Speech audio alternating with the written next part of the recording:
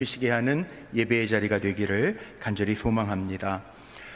어려운 중에도 우리 사랑하는 성도님들 지난 상반기 잘 은혜 가운데 정말 주님의 인도하심 가운데 살아오셨는데 이제 하반기 아무도 예측할 수 없는 시간들이지만 또 주님의 은혜로 하반기도 승리하게 되시기를 주님의 이름으로 축복합니다. 그동안 우리 사도행전 말씀 가지고 1년이 넘게 말씀을 준비해서 전했는데 오늘 드디어 대망의 마지막 시간 사도행전 28장 말씀을 가지고 고난 속에 주신 은혜와 감사의 제목이라고 하는 제목으로 하나님의 말씀을 나눕니다. 사도행전 28장을 56번에 걸쳐서 말씀을 준비하고 또 나누면서 이런 생각을 해봤습니다. 사도행전 시작 때는 마가의 다락방에서부터 초대교회 성도들이 모여 기도하면서 성령이 불처럼 임하게 되고 그들이 마음의 뜨거움을 가지고 오늘 28장 마지막에 보니까 로마에까지 이르게 되는 복음이 전파되어지는 이야기가 기록되어져 있습니다. 사도행전을 가리켜서 별칭 다른 이름으로 성령행전이라고도 이야기하고 사도행전, 전도행전이라고도 이야기를 합니다. 뿐만 아니라 예루살렘에서부터 시작된 복음이 이방 로마에 이르기까지 어떻게 전파되어졌는지 신약성경 가운데 복음의 전파의 행로를 보여주는 역사서라고도 표현하기도 하지요.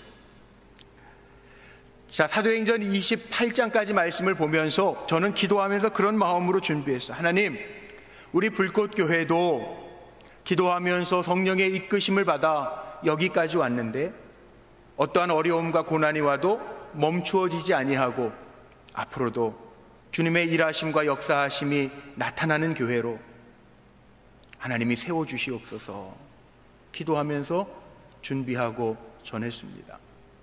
그런데 사도행전을 전하는 가운데 우리에게도 코비드19라고 하는 이 감염병 때문에 온 세계가 어려워졌습니다.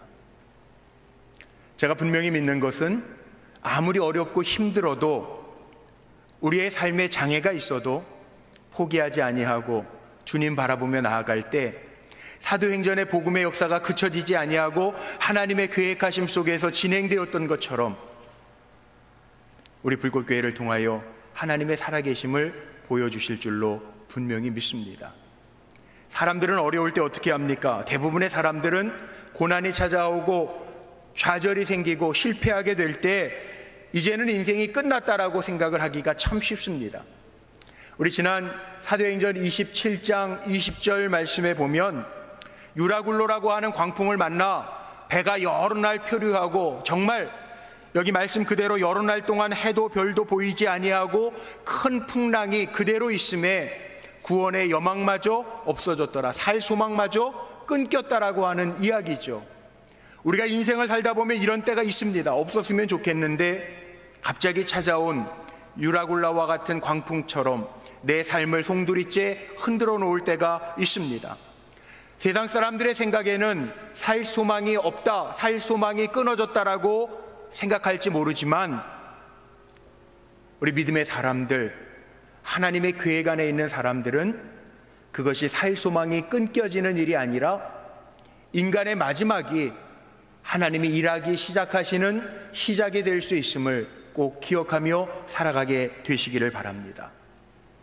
얼마 전에 신방을 가는 길에 기독교 방송 늘 듣는 방송을 들었는데 거기에 짤막한 간증이 소개되는 것을 들었습니다. 요즘 코비드19 때문에 많이들 힘들고 장사하시는 분들은 장사하시는 소규모 상공인들은 상공인들대로 힘들고 직장인들은 직장인들대로 가시방석과 같은 마음을 가지고 산다는 이야기를 많이 듣습니다. 기독교 방송에서 나왔던 한 사람은 사업을 하면서 여러 가지 힘든 문제에 봉착해서 정말 이게 끝인가 보다라고 하는 생각을 가졌는데 작은 일에서부터 시작하게 하시는 하나님의 손길을 느꼈다라고 간증을 합니다.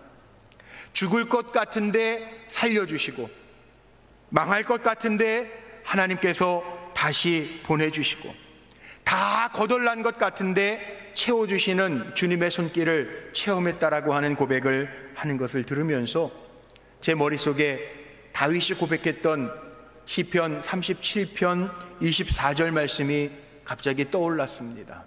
그렇지, 끝까지 주님을 바라보고 의지하는 자, 주님은 약속하셨는데 시편 37편 24절에 있는 것처럼 그는 넘어지나 아주 엎드려지지 아니함은 여호와께서 그의 손으로 붙드심이로다. 우리가 살아가면서 넘어질 때가 있습니다. 그러나 아주 엎드려지지 아니함은 살아계신 하나님, 전능하신 하나님, 모든 것을 주장하시는 그 하나님이 그의 손으로 우리를 붙들고 계시기 때문인 줄로 믿고 강하고 담대하게 사시기를 바랍니다. 하나님은 하나님을 의지하는 자를 절대로 그대로 망하게 죽도록 내버려 두지 아니하십니다. 사도행전 27장 22절에요 유라굴라와 같은 큰 풍랑을 만나서 다 죽겠다고 아우성칠 때 믿음의 사람이었던 바울은 배 갑판에 올라서 이렇게 외칩니다. 우리 지난번에 보았던 말씀입니다. 사도행전 27장 22절에 뭐라고 외칩니까? 내가 너희를 권하노니 이제는 안심하라. 너희 중에 아무도 생명에는 아무런 손상이 없겠고 오직 배뿐이리라.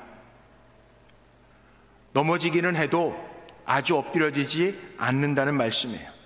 하나님이 포기하지 아니하시면 그건 실패가 아닙니다. 다시 시작할 수 있습니다. 의인은 오직 믿음으로 말미암아 살리라. 하박국 2장 4절 말씀에도 있습니다. 로마서 1장 17절 말씀에도 있습니다. 의인은 오직 믿음으로 사는, 아무리 힘들어도 환경이 캄캄해도 하나님이 우리를 포기하지 아니하시면 우리는 다시 일어날 수 있음을 기억하시기를 바랍니다. 은혜가 있어요. 오늘 사도행전 28장 마지막 장은 이렇게 끝나는 거예요. 다 죽은 것 같죠? 세상 사람들은 구원의 여망마저 없게 이젠 죽었구나라고 생각을 합니다. 그런데 오늘 28장 1절 말씀에 보면 우리가 구조된 후에 안즉 그 섬은 멜리데라 하더라. 하나님 어떤 은혜를 주시는지 아세요? 사람들은 다 끝났다고 포기하는 그 시점에 하나님 그들 다 건져내세요. 인도하셨다고. 그 어려움 가운데에서, 풍랑을 만난 가운데에서도 하나님이 인도하신다고. 이게 은혜입니다. 생각해 보세요. 지금 27장 마지막 절에는 어떻게 끝납니까? 밤이 됐어요. 분명히 배가 흘러가다가 육지하고는 가까운 것 같아요. 선원들이 닷을 내려서 길이를 재보니까 15길밖에 안 돼. 이게 육지가 가까운 것 같아요. 그런데 배는 파선했습니다. 밤에 지금처럼 불빛이 찬란한 것도 아니에요. 어디가 섬인지 어디가 사람이 살아있는지 모르는 곳이에요. 그런데 그 캄캄한 밤에 해도 별빛도 보이지 않는데 배에서 뛰어내려 사람들이 헤엄치기 시작합니다. 어떤 사람은 배에서 던져버린 조각을 잡고 헤엄치기 시작합니다. 그런데 오늘 말씀 보니까 1절 말씀에 그들이 다 구조가 됐어요. 멜리데 섬에 안착하게 됩니다. 본능적으로 살아야 되겠다라고 헤엄을 쳤는데 그들이 멜리데 섬이라고 하는 곳에 다 안착했다는 거예요. 다 구조가 됐다는 거예요. 세상 사람들은 이럴 때 이렇게 표현하겠죠? 야, 재수가 좋았네. 아니면 흔히들 이야기하는 것처럼 야, 이거 정말 우연이구나. 기가 막힐 우연이네. 세상 사람들은 그럴지 몰라요. 운이 좋았어. 야, 내가 이럴 줄 알아서. 난 원래 운이 좋은 사람이야. 세상 사람들은 그럴지 몰라요. 그런데 믿음의 사람은 뭐라고 얘기해야 되죠? 하나님이 인도하셨구나. 하나님 인도하신. 우리 지난 6개월을 참 어려운 가운데 살아냈습니다. 근데 그 살아낸 흔적들을 보니까 우리도 고백해야 할 것이 있습니다. 우연입니까? 재수가 좋아서입니까? 하늘이 도와서입니까? 바로 하나님이 우리를 붙들고 계셨기 때문임을 고백하는 예배의 자리가 되기를 간절히 소망합니다. 힘들어도요, 하나님의 계획 안에 있는 코스가 있어요. 저나 여러분이나 하나님의 백성은 하나님이 인도하시는 그 길을 따라갈 때 무슨 일을 만나든지, 어떤 일을 당하든지, 어떤 환난과 풍랑을 만나든지 하나님이 포기하지 아니하시면 우리는 포기할 수 없는 인생들이에요. 멜리데라고 하는 섬을 만난 것도 하나님이 이들을 인도해 가고 계시다라고 하는 증거입니다. 이스라엘 백성들이 모세의 인도함을 받아 광야길을 걷는 동안에도 그들은 불평하고 원망하고 힘들어 죽겠다고 이야기하고 왜 고기도 없냐고 그러고, 하나님이 만나를 내리셔서 영양실조 걸리지 않게, 의복이 해지지 않게, 몸이 부르지 아니하도록 다 붙들어 주시고 먹여 주셨는데도 그들은 불만하고 불평하고 원망합니다. 그런데 그 원망과 불평과 원성 속에서도 하나님은 가나안 땅으로 그들을 한 걸음 한 걸음 인도하고 계셨음을 우리는 잊지 말아야 됩니다. 그러기에 저와 여러분은요, 지난 6개월 참 힘든 시간들이었는데, 어려운 시간들이었는데 우리의 입술로 고백해야 될 것은 하나님이 인도하셨습니다. 그럼에도 불구하고 하나님 인도해 주셨고 오늘 이 자리까지 나를 있게 하셨습니다. 고백하면서 감사로 하나님 앞에 고백하고 예배할 때 하나님이 우리 드리는 이 예배를 기쁨으로 받아 주실 줄로 믿습니다. 아니, 지금까지 인도하신 하나님은 앞으로도 또한 우리를 인도해 주실 것입니다. 왠지 아세요? 이스라엘 백성들이 원망하면서 요단강을 건넜습니다. 요단강을 건너고 나서 이스라엘의 12지파들이, 두령들이 돌무더기를 가져와서 기념비를 쌓습니다. 그리고 에베네셀이라, 하나님 여기까지 우리를 도우시고 인도하셨다 고백합니다. 그리고 하나님의 인도하심을 또 받습니다. 문제가 없어서가 아니라 여리고성도 있고 아이성도 있습니다. 기골이 장대한 민족들과의 싸움도 있습니다. 근데 그때마다 지금까지 도우신 하나님이 계속해서 도우시고 계셨다라고 하는 사실입니다. 저나 여러분에게도 마찬가지. 지난 6개월 힘드셨죠? 앞으로의 6개월도 아무도 우리가 보장할 수 없어요. 내다볼 수도 없어요. 그러나 분명한 것이 있습니다. 제가 분명히 믿는 것이 있습니다. 살아계신 하나님은 저와 여러분을 인도해 주실 줄로 믿습니다. 두 번째 기억해야 할 것이 있어요. 하나님은 이 어려움 속에서도요, 그 배 안에 있던 모든 사람들 만남의 축복을 주셨어요. 무슨 얘기인지 아세요? 오늘 28장 2절 말씀에 보면 가까스로 멜리데 섬에 다 구조를 받았어요. 2절 말씀에 뭐라고 기록되어져 있냐 하면, 비가 오고 날이 참해 원주민들이 우리에게 특별한 동정을 하여 불을 피워 우리를 다 영접하더라. 멜리데 섬 안에 있는 원주민들이 기다렸던 사람들입니까? 아니에요. 그런데 그들이 다 구조돼서 왔는데 비가 오고 날이 추우니까 원주민들이 이 어려움 가운데 살아남은 이들을 맞이하면서 불을 피워주고요, 음식을 대접하며 영접을 해요. 만약에 이 원주민들이요 식인종이었으면 어떡할 뻔했어요. 이 만남의 축복 아닙니까? 좋은 원주민들을 만나서 비를 피하게 되고 따뜻함을 얻을 수 있다라고 하는 것 자체, 이것도 우연인가요? 세상 사람들이 이야기하는 것처럼 운이 좋아서, 재수가 좋아서? 아니에요. 하나님이 그들을 예비하셔서 만남의 복을 주셨다는. 사람들 중에는 사람 잘못 만나서 실패한 사람이 얼마나 많아요. 배우자를 잘못 만나서 가정을 실패하는 사람도 얼마나 많습니까? 이 만남의 복이라는 게 있어요. 오늘 나와 있는 이 이야기 속에 사도행전 28장 결론을 내리면서 우리가 봐야 할 것이 그거예요.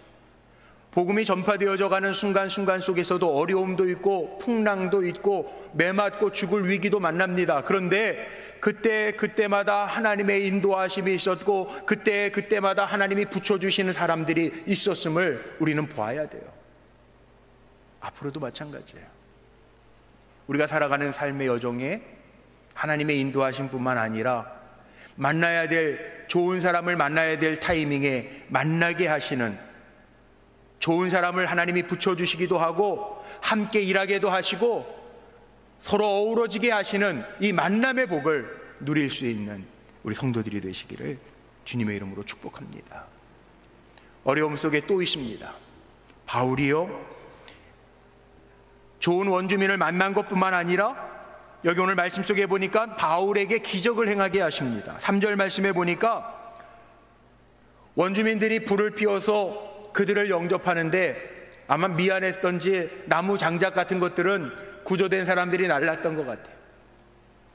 불쏘시개감을 날르는데 불에 가까이 가니까 독사가 바울의 나무에서 나와서 바울의 손을 뭅니다.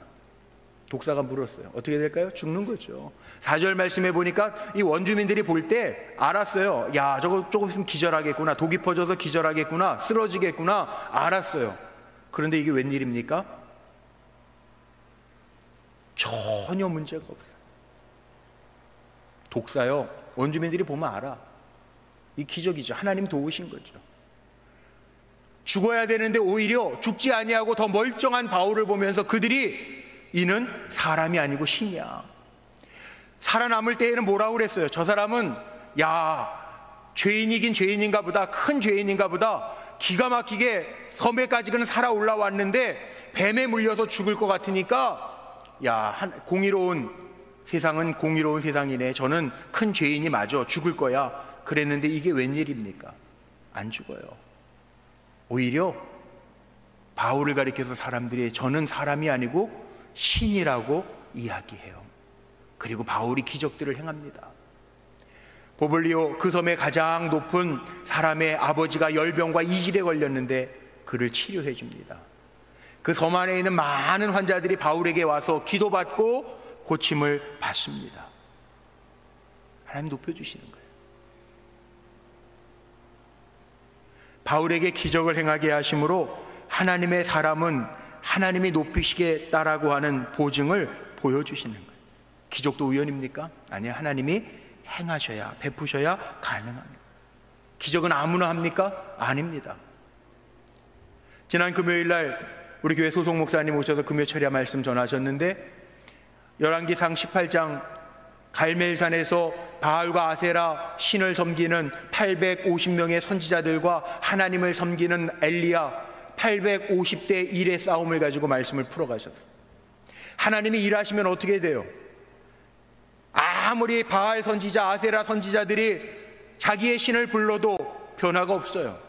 그런데 살아계신 하나님이 불을 내리시니까 타지 아니하는 재료들, 도랑의 물, 이건 타지 않는 재료들이에요. 그런데 하나님의 불이 내려서 그것까지 마저 다 살라버리십니다. 이게 하나님의 하시는 일이에요. 하나님, 살아계신 하나님, 우리는 이것을 은혜라고 이야기하죠. 맥주감사절, 하나님의 은혜를 헤아려 볼 수 있는 우리 성도님들이 되시기를 축복합니다. 다 은혜. 돌이켜 보셨어요?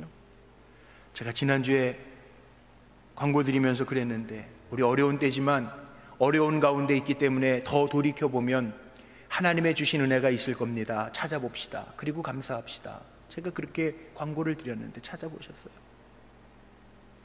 저도 돌이켜보니까 너무 많아요. 제가 오늘 감사의 물을 준비하면서 뒤에 봉투에다가도 그렇게 썼어요. 감사의 조건들을 찾아서 적어봤어요. 아무도 몰랐어요. 2020년도가 이렇게 힘들고 어렵게 상반기를 맞출 줄 정말 몰랐어요. 저 개인적으로도 온라인 예배 처음 시작하던 날 예배를 제가 인도를 못했어요. 갑자기 토요일 날 밤에 요로결석이 생겨서 돌 2개, 제가 지금도 가지고 있습니다. 그 돌을 기념삼아. 눈에 보일까 말까 한 조그만 돌이에요. 그런데 그것 때문에 통증이 너무 심해서 토요일 날 우리 부목사님들하고 예배, 온라인 예배, 아무도 성도님들이 참석하지 않은 예배니까 온라인 예배로 준비하고 리허설하고 저녁에 기도 마치고 10시 넘어서 집에 들어가서 쉬다가 그 돌 때문에 주일 예배를 결국 인도를 못했어요. 기가 막히잖아요. 재생병원이라고 하는 곳에 응급실에 가서 제가 4시간 동안 검사를 받고 응급조치를 받고 퇴원했는데, 그것도 돌이켜보니까요, 재생병원 확진자들 확 늘어나는, 저하고 4시간 차이, 응급실에 제가 4시간만 더 있었으면 저도 확진자 검사도 했어야 될 상황이었어요. 돌이켜보니까, 제 개인적인 고백, 돌이켜보니까 피해야 될 길은 하나님이 피하게 하셨더라고요. 감사하더라고요. 어려운 중에도 보세요. 이런 일들은 없었으면 좋겠다라고 생각하지만 어려운 일들 가운데에도 찾아보니까 하나님의 주신 은혜가 얼마나 크고 귀한지. 맞아, 그땐 또 이런 은혜를 내가 받았지. 맞아, 그 어려운 때 이렇게 하나님 나를 도와주셨지. 맞아, 우리 불꽃교회도 그때 이렇게 힘들 때 성도들이 마음이 하나가 돼서 정말 주님을 바라보면서 행한 일들이 이렇게 놀라웠지. 감사할 수밖에 없다는 거죠. 여러분, 그렇습니다. 제가 사도행전을 준비하고 말씀을 전하면서 늘 그렇게 기도하게 돼요. 제가 사도행전 1년 동안 강해를 잡으면서 마음속에도 그랬어요. 하나님, 다시금 우리 불꽃교회 성령의 불로 역사하셔서, 사도행전이 성령 행전 아닙니까? 복음이 전파되어지는데 그 동력이 성령의 역사라고요. 성령이 역사하셔서 성도들의 삶 속에도 변화가 있게 하시고 하나님의 능력으로 채워지는 은혜들이 가득가득하게 하여 주옵소서. 그렇게 기도하면서 왔는데 사도행전 중간에 이렇게 코비드19 때문에 여러 가지 경험해보지 못한 위기들을 경험해보면서 왔어요. 그런데 사도행전에도 똑같더라고요. 여러 가지 위기가 있었습니다. 파선의 위기가 있었습니다. 죽음의 위기가 있었습니다. 사도들이 복음을 전하다가 죽기도 합니다. 스데반 집사가 돌로 쳐 맞아 순교하기까지도 합니다. 그런데 사도행전 28장 마지막까지 올 때 보면 알 수 있잖아요. 그런 어려움과 위기 가운데에서도 복음은 지금 로마까지. 오늘 14절에 나오니까 바울이 그렇게 고백하죠. 로마에 도착했다고요. 안착했다고요. 로마에 도착한 그 복음이 2000년이 지난 지금 저와 여러분에게까지 미쳐서 오늘 불꽃교회에서 목사로, 성도로 하나님 앞에 예배드리고 있잖아요. 이게 기적 아닙니까? 웨슬리 목사님이 은혜 받은 책, 17세기에 나왔던 책이 있는데 쿠퍼 목사님이 쓴 책에 보면요, 제목이 참 신기해요. 우리 영혼 속에 임한 하나님의 생명력. 웨슬리 목사님이 회심하게 된 여러 책 중에 하나예요. 우리의 영혼 속에 임한 하나님의 생명력. 전 우리 불꽃교회 성도님들에게도요, 한 분 한 분에게 하나님의 생명력이 임해서 힘들고 어려운 때를 지나가지만 하나님의 주시는 생명력으로 인하여 기쁘고 감사함으로 승리하며 살아가는 인생이 되시기를 주님의 이름으로 축복합니다. 그래서 사도행전은 28장으로 끝나는 게 아니더라고요. 결론이 없어요. 지금도 사도행전 29장을 우리가 써내려가고 있는 거예요. 교회 성장학자가 교회를 이야기하면서 지질학자가 이야기한 화산과 교회를 이렇게 비교하면서 이야기한 이야기가 있는데 너무 공감이 돼요. 지질학자가 뭐라고 이야기를 하냐면 화산에는 세 종류가 있답니다. 화산에는 세 종류가 있는데 우리가 아는 것처럼 활화산, 지금도 내부에서 에너지가 꿈틀거리고 마그마 분출 활동이 일어나는, 뜨거운 마그마를 뿜어내는 활화산, 살아있는 화산이 있는가 하면 휴화산이 있다는 거예요. 활동했던 시기가 그렇게 멀지는 않지만 지금은 활동하지 않고 있는, 멈추어져 있는 휴화산이 있다는 거예요. 그리고 사화산이 있다는 거예요. 이미 화산의 모양은 하고 있지만 과거에 활동한 흔적도 찾아보기 힘들고 지금은 죽은 것과 같은 화산이 있다는 거예요. 교회 성장학자가 이 이야기를 가지고 교회도 마찬가지라는 거예요. 교회도 세 종류의 교회가 있는데 활화산과 같은 교회가 있다. 오늘도 뜨거운 마그마 운동처럼 성령이 살아 역사하셔서 뜨겁게 역사가 일어나고 초대교회에 보여줬던 기적들이 나타나고 성도들이 뜨겁게 사랑하며 헌신하는 활화산과 같은 교회가 있는가 하면 휴화산과 같은 교회도 있다는 거예요. 전혀 작동하지 않는, 지금은 예전에는 어떻게 성장했는지 모르겠지만 지금은 전혀 움직이지 아니하는 휴화산과 같은 교회도 있다. 그리고 사화산과 같은 교회도 있다. 활동한 기록을 전혀 찾아볼 수도 없고 지금도 죽어있는 교회가 있다는 거예요. 유럽의 교회들 보세요. 저도 캐나다에서 목회하면서요, 그런 교회들을 봤어요. 예전에는 정말 크게 성장했던 교회인데 지금은 노인분들, 할아버지 할머니들이 거기에 모여서 사교장처럼 돼서 트럼프하고 체스 놀이하고 하는 경로당과 같은 교회들이 있습니다. 우리 어떤 교회를 만들어 갈까요? 사도행전은 결론이 없지만 저나 여러분이나 다 동일한 마음이 있을 것 같은데 어떤 교회를 만들어 갈까요? 바로 화라산과 같은 교회. 우리 불꽃교회 이름조차도 뜨겁지 않습니까? 우리 교회를 정하실 때 어느 새가족은 그렇게도 얘기해요. 불꽃교회가 너무 좋았대요. 뭔가 이 교회에 들어가면 불꽃이 타오를 것 같은 그런 마음이 들어서 교회를 정하고 오신 분도 계세요. 지금도 불꽃이 타오르고 있는가? 화라산같이 우리 교회에 성령의 역사가 끊임이 없이 지금도 역사하셔서 하나님 살아계심을 보일 수 있는 교회, 저는 그런 교회가 되기를 간절히 소망합니다. 하나님 살아계시잖아요. 지금도 하나님 살아계셔서 역사하시잖아요.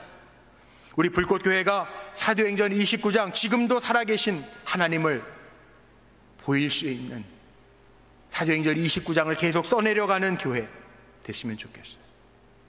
사도행전 전체적으로 요약을 해보면 저는 이렇게 결론을 내리고 싶습니다. 성령이 역사하는 교회. 왜? 처음에 시작할 때부터 사도행전은 성령의 역사로 시작해요. 사도행전 1장 4절 5절 말씀해 보면 주님이 그렇게 말씀하십니다. 예루살렘 떠나지 말고 내게서 들은 바 아버지께서 약속하신 것을 기다려라.